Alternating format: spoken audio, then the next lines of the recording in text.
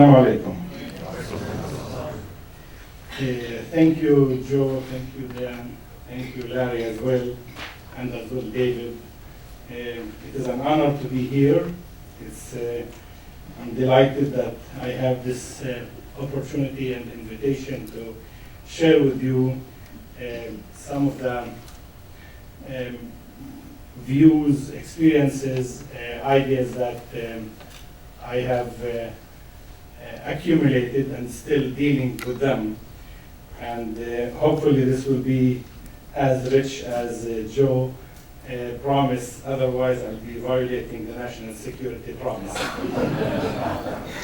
But thank you again, Joe and many others who contributed to that process, way from the Guilford College days in the early 90s, and moving on after that to American University in 97, and this has been my home since 97. Actually, in this same room, I teach and I participate in many conversations at the SIS.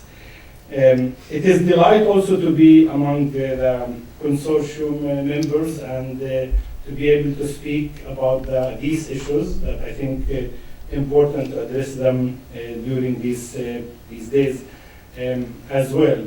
And when I received the call, the invitation from Joe and Diane, I was thinking about the theme, and I thought the best thing would be is to just share with you the challenges and things that I've been dealing with in the last 2 or 3 years in particular, because I'm on sabbatical from the AU, and currently I'm a senior advisor for the CICID, the Center for Intercultural Interreligious Dialogue in Vienna, created by the Austrian government, the government of Spain, and the government of Saudi Arabia, with the Vatican as observer seat in this newly established intergovernmental entity. And through them, I'll be sharing some of the work with you as well here. I was debating how academic, but I am at the end of the day a professor also, so I have to go into some concepts and some details. So if this seems a little bit thick in terms of information and in terms of concepts, forgive me for that, but I'll try also to share concrete experiences. I'm a Palestinian, grew up in Israel, trained in Neve Shalom, and trained many people also through the first 10 years of my professional work, brought many Israeli, Jewish, and Palestinian together for dialogue in the 80s when this was not fashionable. And I did that for 10 years, every month, 3 workshops, multiply, it's hundreds and thousands of people I've seen for 10 years, and at the end I got burned out, classic case, when you don't have support, and I decided to leave in the first intifada and come to the land of honey and leave the land of honey and come to the land of education. And since then I really got to know many conflict areas. I've been working in I've worked a little bit in Northern Ireland, then Cyprus a little bit, but mostly I've worked in Sri Lanka with Buddhist, Muslim, and Hindus and the Christian. I've spent 10 years back and forth in Mindanao, Catholic-Muslim relations in the southern area of Mindanao. For the last 8 years, I've been leading a project in Burkina Faso, Chad, and Niger on intra-Muslim and the Muslim and the Christian relations. And most of the work in the last 4 years I've been doing in Nigeria, Central African Republic, Myanmar, and Iraq and Syria. So these are the areas where I operate, and all of them are conflict area. And from that context, I will be speaking and be critical a little bit about how are we dealing with today with the concept here, CVE, counter-violence extremism. And if you turn on the TV, you will hear so much about counter-violence, counter-extremism, extremism, radicalization, counter-terrorism. And in my view, and what I will be presenting to you here, is a notion that this is not the right approach to deal with the tension, let's put it this way, the discourse of religion that has been manipulated by politicians particularly, as well as religious leaders. So I will share with you a few of those projects that we are doing as well in responding to that. But let me first go quickly with you to say that today in the Muslim community, but this is not a problem of the Muslim community, because I would like to break that illusion as well, or assumption. There is a link between the religious identity and violence, continuously making those links in media, Muslim and non-Muslim, or making that. With the term Muslim, always we use radicalization or extremism, and that link continuously is made, and it's, I think, is a very dangerous one. It doesn't mean there is no crisis. There is a crisis and there is urgency. There is a defensive and offensive Islamic theology of war and peace. And I myself and other people like Safa Anand, Saeed, Jawdat Saeed, and others have written about this from the early 90s. But we do have Talibanization, Somalization, Al-Qaeda, Daesh is the latest version, and there probably will be another version after Mosul now, or the collapse of Daesh in Syria. There will be another group that will get another name that carries the same ideology. The main approaches that we have, it has to do with the prevention and counter-violence, counter-terrorism. But the main objective of these approaches has been, especially by the US government and others, has been to mainly interrupt the radicalization and the recruitment. When they come to a community like this and they would like, for example, your community is accused of being radical and hosting violent extremists, they'll come and introduce projects that are not necessarily to improve the life of the community. Basically, they're interested in, many agencies interested in stopping recruitment and stopping anything has to do with the violence and extremism. And it's a good goal. However, the way they go about it, it alienates the community itself. Members of the community themselves are not necessarily interested, and they have a great deal of suspicion on why these American, European, Asian, whether it is Japanese or other agency who come in to work on anti-terrorism or to work on messaging or counter-recruitment strategy. These are alienating aspects that they use. The first systematic, I think, governmental intervention to counter causes of violent extremism has been passed now. We're in the second phase. The UN, as well as the US, have made a number of suggestions in how to move about it. And the last one was in 2015, Obama summit for counter violent extremism made, I think, a little bit of a progress, but still there is a problem in the way they're linking Islam, Muslim, with violence continuously without qualifying these questions.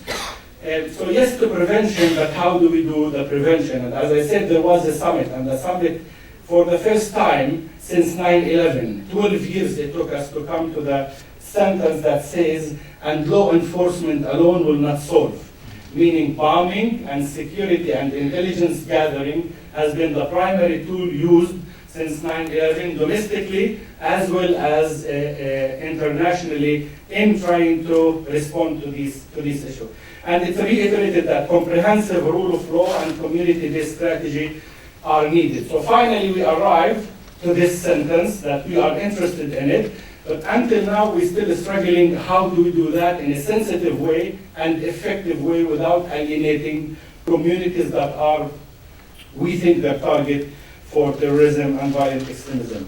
The European Union from 2005, and usually the European a little bit, if I may, ahead of us in this field, and also a number of other areas in dealing with that. So from 2005, they already adopted a different language. So what are the main problems? The limitation, security and intelligence gathering driven by 9/11. Anywhere we go, I went to Chad to do a work since 2007. The first thing the community leader told me, Muslim and a Christian, but mostly Muslim, why are you coming here? I said to do interfaith and interfaith peace building and Islamic peace approaches. said, but you're funded by the US government, so you must have another agenda. And it took me about 2 years to build a relationship with the Grand Mufti of the Chad or in Niger for him to believe that my approach is not necessarily to collect intelligence and collect information for the CIA or any other agency for them to arrest certain people in the community. It's externally imposed from outside. Most of our programs are designed in London, in New York, and outside of that community, and it comes, or Washington, it comes and also being imposed in that context. I'm saying most, not all. And these externally imposed models usually are not accepted. They will be implemented, and they will be carried out, and somebody in the office in Washington will make the check, will spend the money. And somebody actually will send an evaluation and interview some people, and they'll come back and they present a chart to the Congress or to another committee, and the money is spent successfully. How much impact did that? How much ownership in the community? This is rarely examined, rarely motivated, or rarely sustained. It's disconnected from addressing religion and religious identity. A quick story. I did a manual on interreligious dialogue and on Islamic peace approaches. One of the rules the donor wanted, he said, you cannot use the Quran or the Hadith. So I said, how can I do Islamic peace approaches without using Quran or Hadith? We don't care, you have to find a way where you don't use it. I said, this is impossible, and I'm working with 500 imams in the country, supported by the Grand Imam, who's expecting me to not even preach Friday, give a Friday khutbah. And I said, this is impossible. And then we negotiated for a year and a half with the legal officer of that donor and the US government, actually, it was at that point, to find a way how can we integrate Quranic and Hadith verses into Quranic verses and Hadith in the program. But in general, our officer, diplomatic officer, with all due respect to those who are here, are afraid and scared of religious identity. Not because they, in many cases I discover, it's because they don't know how to handle that. And hence the State Department began dealing with 101 approaches to dealing with religious identity. Instrumentalization of Islamic theology and certain Muslim scholars. This is another core issue. Once in a while you find a religious Muslim leader on the media, Obama citing him or somebody else elevating him in the speeches, or taking certain values of Islamic agency and put it on the sort of in the light, on the media light. And sometimes this in many cases this causes lots of problem for these leaders because it's not genuine. They take that leader, they take that concept and instrumentalize it not to help the community, but to gain other things, to gain whether it is intelligence information or control over the community. It's still within the next item, which is the securitization of Islam and Muslim. Continuously discussing Islam and Muslim under the light of security, not of community development and not of other aspects. And that's where the instrumentalization. And this is not only for Muslim, by the way. I've seen many Christian leaders in Sri Lanka, Buddhist as well, and in Philippines, where the political government comes in, takes the religious leader and say, we have an agreement and we would like you to endorse it. And the leader will endorse it in the last minute without any engagement in that agreement at all. That's an instrumentalization. If you're serious about engaging religious leader, you engage them from the beginning and also post the agreement. And that has been an issue that raised the alienation of the Muslim. Islamization of the problem. The problem is not only for Muslims. Yes, Al-Qaeda do exist. Al-Qaeda manipulated, and Jabhat al-Nusra in Syria did manipulate religious identity into that context. But we've seen manipulation of religious identity for violence all over the history of the world since, I can go back to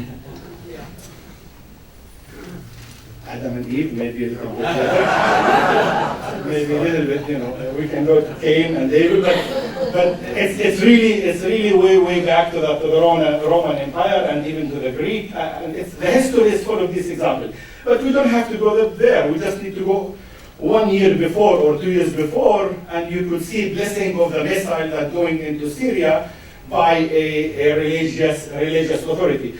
Or another one, blessing the airplane. Religious leaders always brought into this. This is the instrumentalization. I have a war to launch. Please come in and bless my war.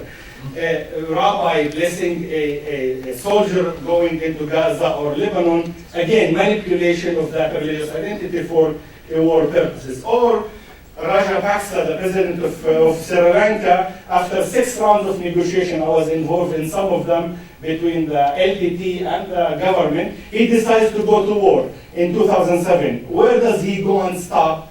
He goes to the largest Buddhist temple in Colombo, and he received the blessing of the Buddhist monk. He goes to war, kills about 25,000 LTT and other members of that community, and come back, and he goes back to the same center, and he received the blessing of the victory, and he declared that we ended the war, and now we are a reconciled nation. The same manipulation, you can find it in many of these religions. So it's not a Muslim issue. This year, this 5-6 years, we focus on Muslim. For many other reasons, we can analyze it. But this is not an Islamic issue. This is not a Muslim issue. It's an issue of politicians and religious leaders allowing themselves to be manipulated mutually and sometimes exclusively manipulating one side by the other. Lots of evaluation have been in terms of the CVE, how effective is that, but we still really don't know how effective. Millions and millions of dollars. In Washington today, if you want really to work, you have to enter CVE in your application. Even if you go to do some cleric job in the hotel, you should say, I am CVE expert. The CVE is very important in Washington circuit and in European circuit. Most of what we do, we continue to do it, the same thing. What I've done in the 80s, in the 90s, in the early 2000s, I'm still doing peacebuilding and conflict resolution and interfaith dialogue. Today, I have to put the umbrella of CVE. CVE is the sort of the talk of tongue, yet we don't have any evidence yet to say the CVE approaches being implemented are effective or have produced a sustainability, a reduction in violence, or prevented certain attacks on certain areas. Most of the CVEs are not localized in the context of Egypt, Syria, or Saudi Arabia, or Chad, and they're not really taking into consideration the local factor. As I said, they've been manufactured from the outside. Nevertheless, here's an example of so many of those organizations I work with. And this is the counter-terrorism and CVE program in Europe and in the US. Many of them have been created, and lots of money has been put in them. Even the US, as I said, 2016 is starting to have a presidential CVE task force that will, for a good reason, you see the solution to violent extremism begin in your community. And that's a fresh air. It took us, as I said, 14 years to get to that term, to go back to the community and work for the community from within and have an ownership of that.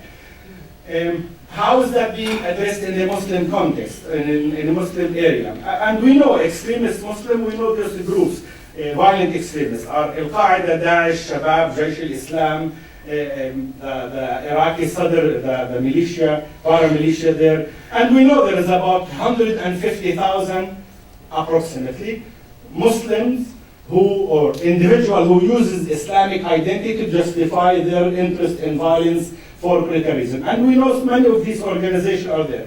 But you know, those groups are 150, 200,000 out of 1.34 billion Muslims. So what is the problem is that we take those and we use them to characterize the remaining 1.4 billion Muslims and Islamize the problem instead of dealing with specifically with some of these groups. There are two other groups which I think what we've been proposing that we need to work with them. Not necessarily to work with Al-Qaeda and Daesh, but we're looking at Muslim Brotherhood, Hezbollah, Hamas, Jihad, and other Salafi group. And there's also Islamic establishment, Al-Azhar, the Mufti. This is another group. And the third one is the Reformists. These are individual Muslim scholars and leaders who are not associated with the Mufti or the establishment, and they are not members of the Brotherhood. And they're somewhere in the middle, and they're forced to be dealt with. and mostly we work with them. That's why many times, or at least one time, Obama quoted Sheikh bin Bayyah as one of them. And there is leader from the Muslim sixth minority, Sufi, Baha'i, Ismaili, Ahmadi. Very few of them get to make it to the front row of our work. Most of our work is usually, and this is European and American context, is usually working with the Mufti establishment, and sometimes we deal with the reformists. But we don't work with the Brotherhood in many ways. We excluded those. Many ways we said these are terrorists. And in many of the Muslim community, they have at least 20 to 30% on the ground of support. So we're excluding 30% or 35% from that community. I work most of the time with the Reddy group, which is the establishment, and it has its own advantages and disadvantages in terms of working with them. But in general, when you have a problem, like here in the context of Somalia, why we argue to local Muslim, why we argue for local support for Muslim reconciliation? Because mostly we use the drones, or you have the local disputes inside, or you have a militia in the background with the kafriya, and the one who are caught in the middle are the community leaders. So imagine the community leaders are squeezed by all these forces from the sky and from the ground, and they need to take a stand. We expect them to take a stand against terrorism, against violent extremism, and against radicalization, and we manage their program from overseas. And we manage most of the work from externally funding. The ownership of the program is usually missing.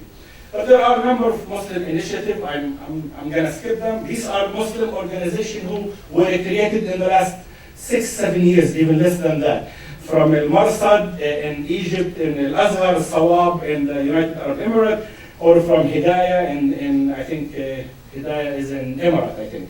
Al-Hiwar al-Watani, the National Dialogue in Saudi Arabia. CARE is here in the US. Muslim Council of Britain. These are, and also the Moroccan king created a major center in Morocco to retrain many of the imams and the clergy in North Africa into different approaches to Islam. I'm giving those as an example for those of you who's asking what is being done in the Muslim context in this. These are supposedly locally initiated program, and they are coming to target the same objective that we're trying to deal with.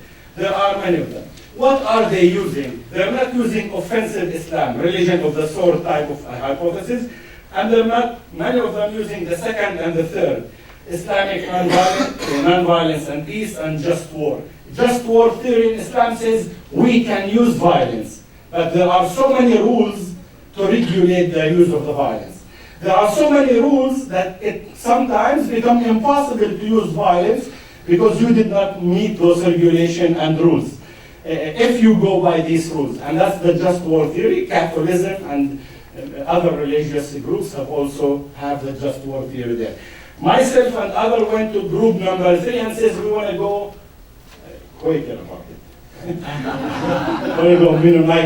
want to go more on the non-violent approach, to say Islamic theology, whether it is Quranic or Hadith, has the foundation for non-violence and for peace, and we don't have to adopt a just war theory, to break the just war theory paradigm. But again, this is an attempt in the last maybe 20 or 15 or 20 years, and I think the road is very long ahead of us.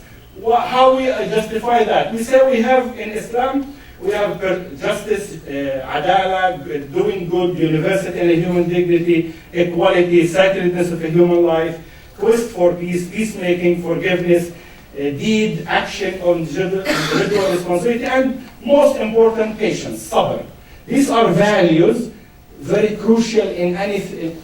Every Friday, if you go to khutbah, the imam in the 1.4 billion Muslim will have to use 4 or 5 of these values in the khutbah.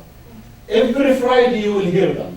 You will hear these values again and again. So they are being taught, they're being at least verbally mentioned. And they are very, very strong foundation for non-violence and for peacemaking in theological framework as well. How can we implement those? I'm going to share with you a project on forgiveness, one in Quranic school and one on interreligious dialogue that we are trying to do. In the Muslim Arab context, in the Arab Muslim context, we were looking for example of forgiveness, and for reconciliation. Today you see majority of the Arab world are on fire, in political turmoil. And we wanted to know how is this issue being educated, presented in the school. We found out that there is no single Ministry of Education in the entire 21 Arab countries who teaches forgiveness in the formal curriculum. But we also found the same thing in the US. So that's not, I'm talking about the formal curriculum. So in many ways, forgiveness is not being taught systematically to children. In a political transition that we are moving with in the Middle East, how can we transit from Syria or in Egypt or in any given country without teaching forgiveness in the school, without teaching for reconciliation? So we set to do some research. But before that, some challenge is forgiveness important in Islam. And we have to provide examples that yes, it is important, and you go to the Quranic sources, of course, and you find that sulh, reconciliation, forgiveness are integral part of the Islam, and Allah is forgiveness, God is forgiveness, and you can get many verses from the Quran to support that, as many of us will do. But we have afu, safh, ghufr, samah, tasamuh. All of these are terms that have connotation with forgiveness in Islam. And every Arabic speaker, native, will know these terms. And they grew up in listening to them. The Quran, afu, appears 35 times. Safih 8 times, and Ghafara 234 times in the Quran. So it's not an alien concept. It's not a Christian concept. And that was a challenging note to say that Christians do not have exclusive ownership of forgiveness and mercy. Because we got accused in a number of settings, you're coming from Washington or from outside and you're bringing Christian concept. And said, no, look, here is the concept. Isn't this an Islamic concept that you abide by? Your sin is not greater than Allah's mercy, because God and Allah is merciful. So whatever sin you do is not going to be bigger than God's mercy. And astaghfirullah, we are taught from age 1 day. When you do something wrong or you see something wrong, you say astaghfirullah. That's the first thing you say. So it's ingrained in the culture, it's ingrained in the daily discourse that you have. So it wasn't difficult to make the connection to that. And I'll spare you some of them so you don't think I am converting you. I'll go to the next one. So the Prophet tradition is also full of examples about forgiveness and reconciliation. There is no shortage of these resources. There is no shortage in any of it. When the Prophet entered Mecca victorious, he forgave every single one in Mecca after being tortured and being in exile for 11 years in Medina. So we decided to go the safe route because of intelligence, because of security issue. We wanted to study forgiveness. So we did about 600 surveys in Iraq, Lebanon, Palestine, Jordan, and Egypt, asking teachers, 600 teachers, we asked them, when will you forgive? And when will you not forgive? And who's your role model for forgiveness? And do you teach any forgiveness in the schools? And I'm not going to sort of go into the detail of the methodology, as I said, but we took also, to be concrete, we took 10 cases. We gave them concrete cases. If somebody take money from you and they use it for something else destructive, will you forgive them? If somebody at your work go and say something bad about you and you're losing your job, if somebody insult your mother and father, if somebody insult your faith, if somebody leave your sister, fiance, after 2 years, will you forgive them? If somebody take a piece of your land, will you forgive them? So we took really four categories: interpersonal, work, money-related, religion, and family matters. And then we asked, when will you forgive? It was very interesting. Don't be scared from the numbers. I'm not going to go into that. But we've had a large scale, sort of large N in terms of analysis, and in terms of what male and female, they were almost equal, higher education, gender, and age there. Here is what we found out, and it's amazing results for many people from outside. 92% of the people that we surveyed said religion was identified as the most important in the study and in the work of forgiveness for them. The role of faith in justifying forgiveness was 85% said the teacher were central for them. This is a Christian and Muslim, both of them together, because we had a mixed group. Majority of teachers acknowledge that they need the skills and knowledge on how to teach forgiveness. And this was the problem. It's like the State Department and governmental diplomats and officers. They're not necessarily scared from it. They don't know how to teach it. There's no skills in how to introduce forgiveness. And that's the block, that's the fear that we found in many of those teachers.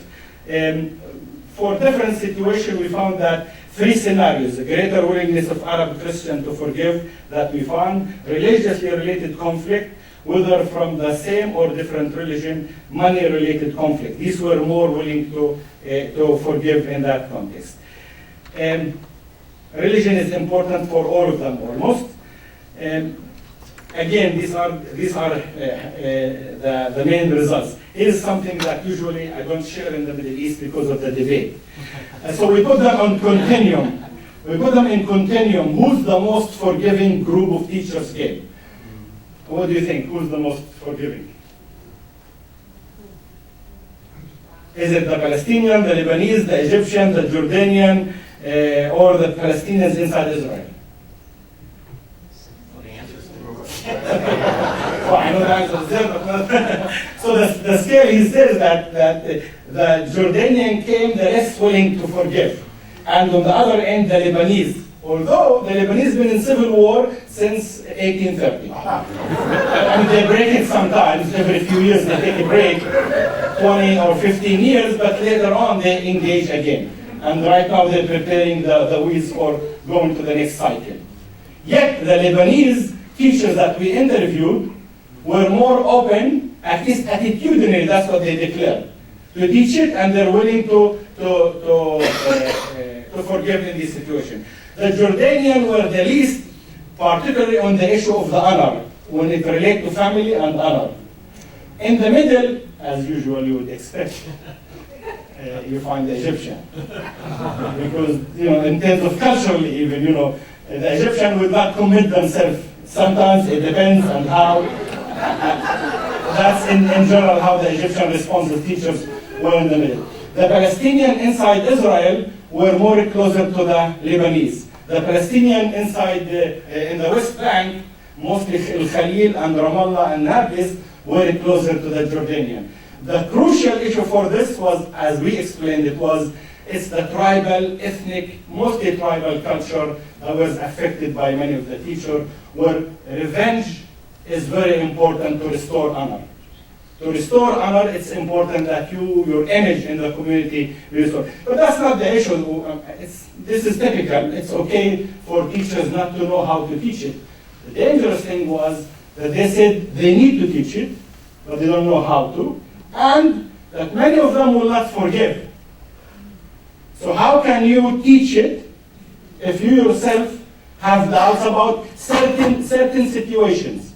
And this is without dealing with politics, because God forbid we don't deal with politics. We deal with family, with interpersonal, with money, with land, with issues, which are very, very important. Another aspect, we asked them, who's your role model for reconciliation? Give us examples of reconciliation. And so here, if I ask you, who's the role model for you? Give me some names of forgiving individual. Just throw at me. Yes, of course. That's Mandela. Who's the next? What? Saint Francis. Who else? Dalai Lama. Who else? Prophet Muhammad, peace upon him. Yes, who else? And those I call the Premier League. These are the Liverpool, the Manchester United. These are the top. This is, everybody will know them. These are the best example, and there is no doubt about it. Now, when we go to the next level, our teachers, the 600, could not find one exemplar on a national level for forgiveness and reconciliation. However, when you go to the community league, to the community, they said, my mother, my father, my uncle, my this, my that. But what we're missing is the national level or sub-national level of exemplar of forgiveness and mercy in that context. And this is very important for teachers to have one rather than only the Dalai Lama or Mandela or the Prophet or the companion of the Prophet as well. And that was an alarming issue for us. Why would people forgive? Faith and religious teaching, empathy, human nature, social harmony. It's a typical one in research as well. Here in the US, there was no difference. I mentioned that as well. I think I have another 5 minutes. That is okay? You're on a roll. So that's the forgiveness. And here we were testing how can we prepare educators, and what we did with it at the end, we took all this data and we produced the first manual in Arabic in teaching forgiveness, and we have applied it right now in Palestine, and we applied it in Egypt, and we applied it in Jordan, meaning that we've trained about 75 teachers in the curriculum, the first curriculum in Arabic in forgiveness. And the beauty of it was that the way we did that, we asked teams in each of those countries to write for us stories of forgiveness. And we took those 70 stories of forgiveness and we integrate them in the manual, so you read actual stories of forgiveness.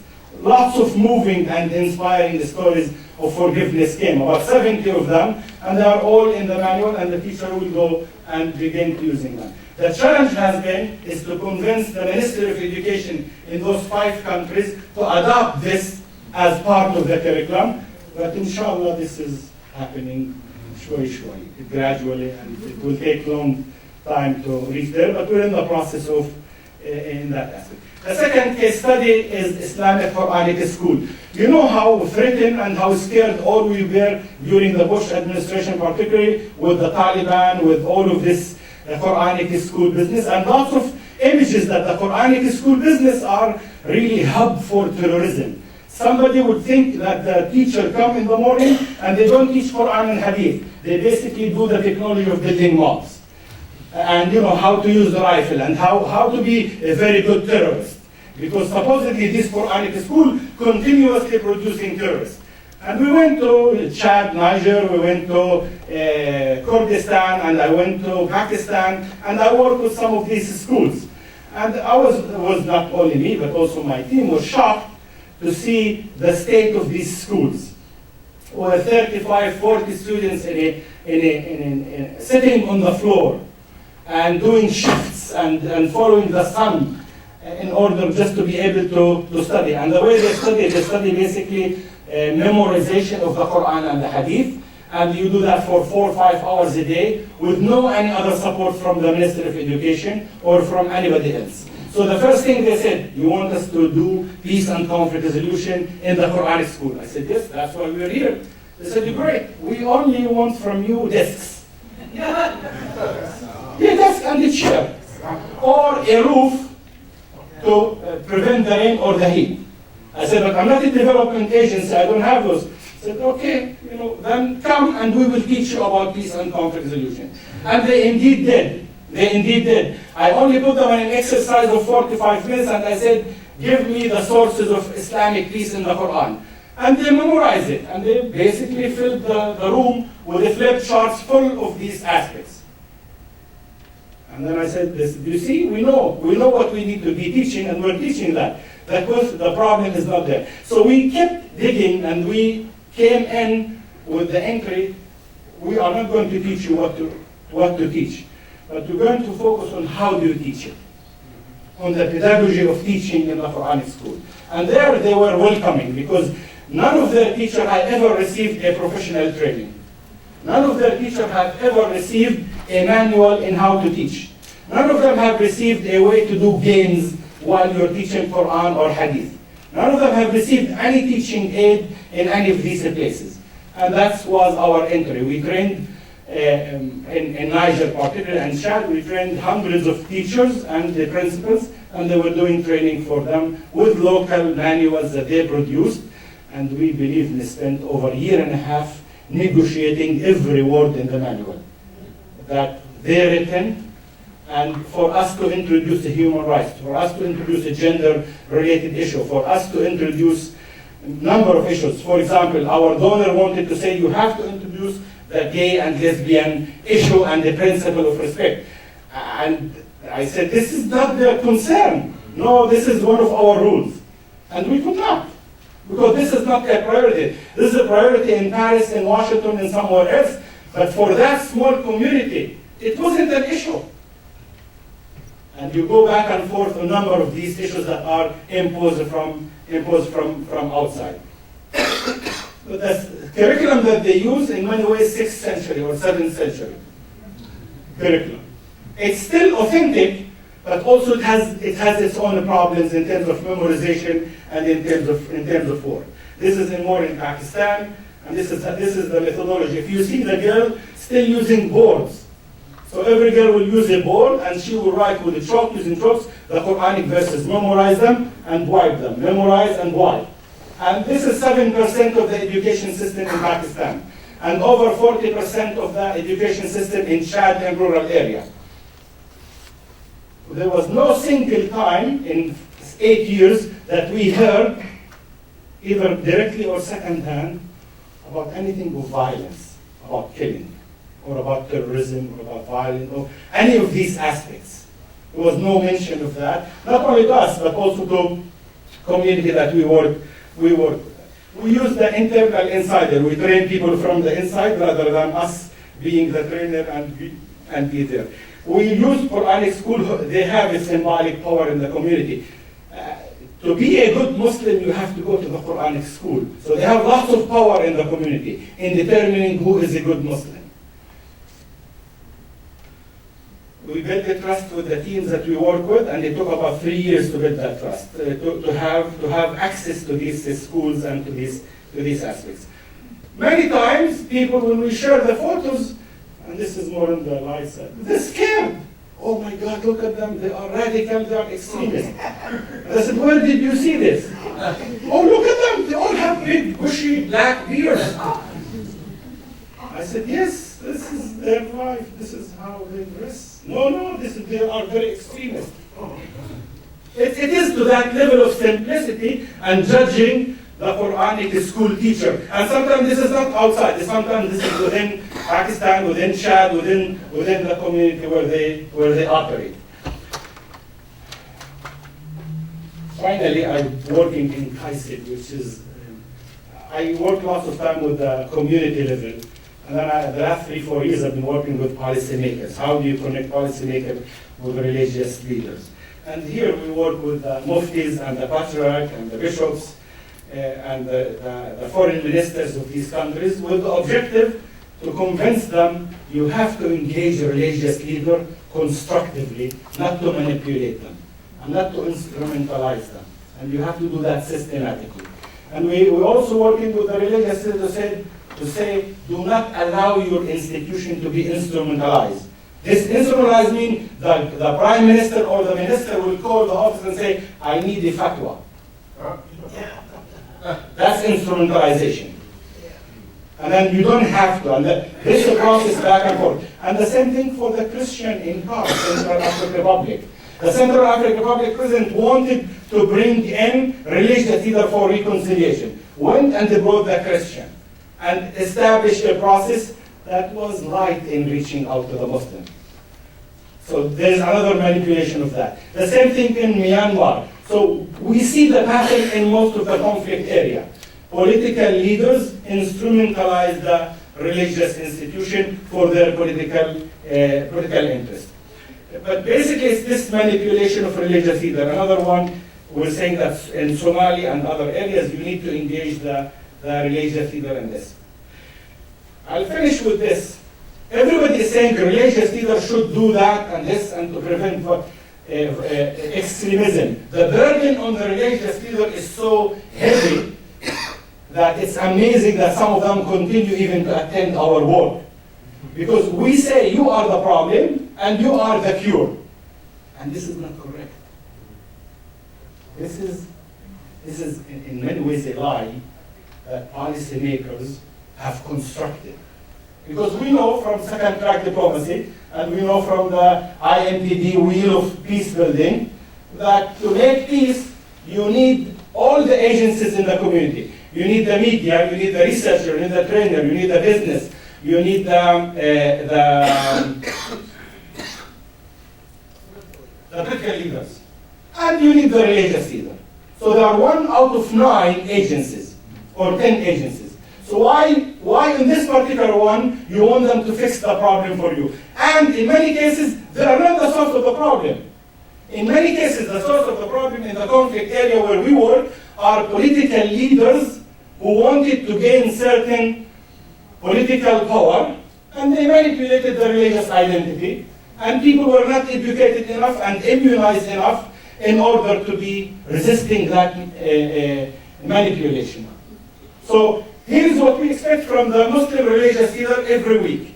Through Friday ceremony to speak about peace, to offer religious lessons in the mosque on peace, to give religious advice, nasiha directly to reader of extremists, to produce fatwa preventing killing, to do religious declaration, bayanat to the public and reacting to incidents of such killing, clarify religious teachers to the teaching to the people about who is kafir and who is not kafir, who is infidel and who is not infidel in that sense. There are people who are being killed. Killing of prominent religious leader has encouraged others to speak out. We ask them to speak out when somebody is killed.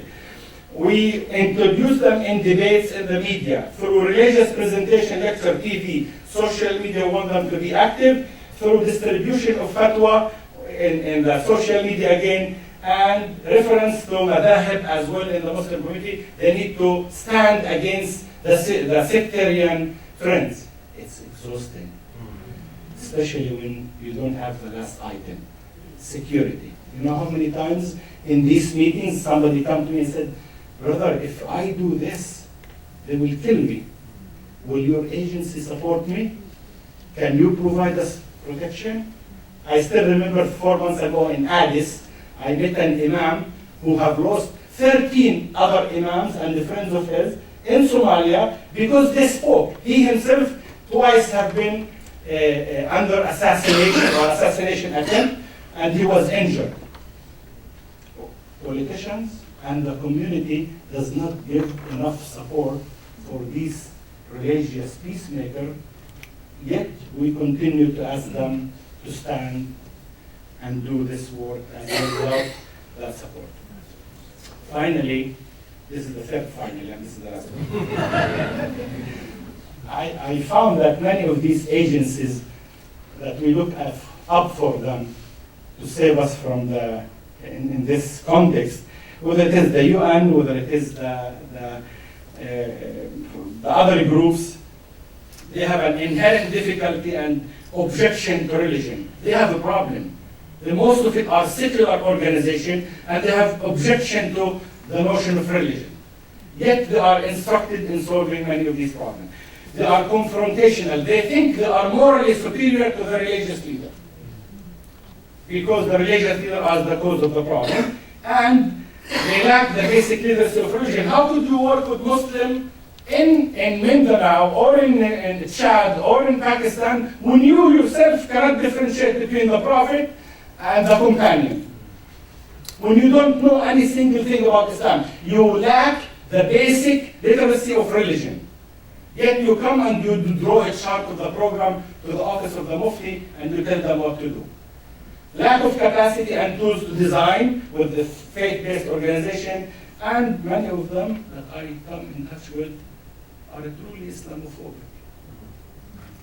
And that's where many of the problems I face in number of work in the field, that people are motivated by their Islamophobic fear. They are genuinely want to work. but not because they insist on human rights, insist on equality, on dignity for all. It's to protect themselves. I feel this in Austria, I feel this in Europe, I see that in here as well. Forgive me if I'm ending on the pessimistic note, but this is a picture of a wonderful group of religious fellows who we brought for one full year together, and they established wonderful relations despite their religious differences, and they are ambassadors to the work that we do all over the world. I'm sorry again for the long speech. Thank you.